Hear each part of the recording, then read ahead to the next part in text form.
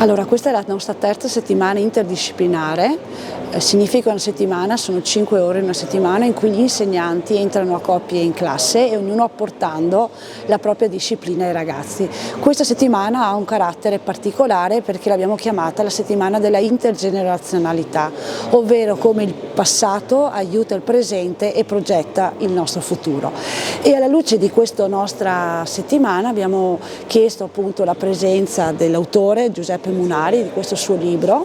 Noi le ragazze e ragazzi del 52, per aiutare i nostri ragazzi a ragionare sull'importanza della memoria storica, di quello che hanno fatto per noi, chi ci ha preceduto e che ci aiuta appunto a vivere bene il presente e a progettare il nostro futuro. E cogliamo l'occasione per ringraziare la famiglia Battistella che ha voluto donare a tutti i nostri alunni e a noi docenti il libro del signor Munari